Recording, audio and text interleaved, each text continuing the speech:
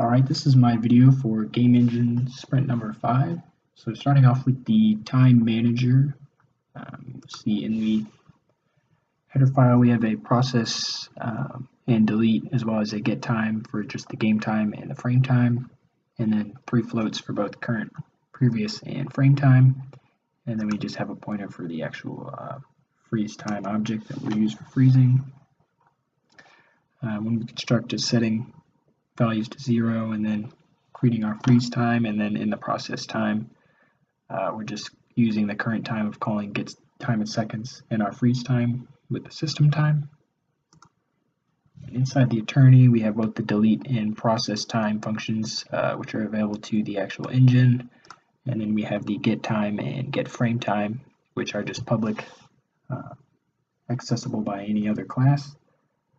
So if we look in something like the alarmable manager, when we're getting current time, we will instead call time manager attorney get time instead of going through the Atlas engine itself. If we look in the CPP for the engine, inside the update we'll be calling the time manager process time and giving it the system time from the engine function. And if we're looking at, close this up, in the scene, we have a new, where is this? A new scene change command base, which is just another filter on the command base.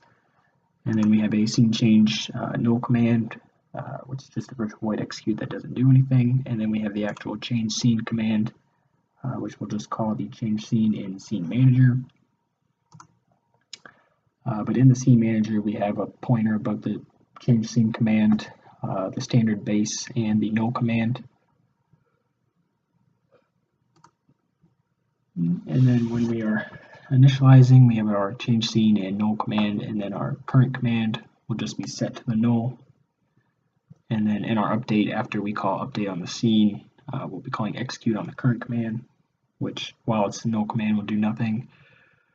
But once we call the change scene or the set new scene to create a new scene, we'll set the scene to context and then change our command to be the change scene command.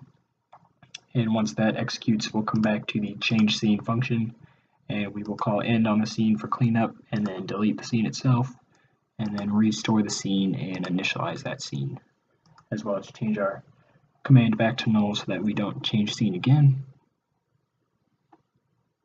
Which we can see that down here in the axis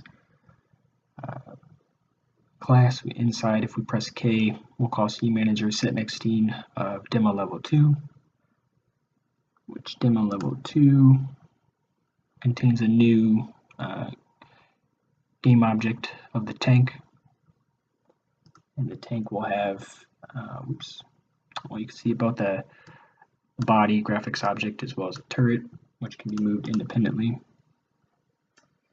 And then a change made from the previous version is the bullet factory now contains 2 lists instead of a stack, and the lists are the active and inactive items, which are maintained here in the bullet return, where they can be taken out of active and put back into the inactive.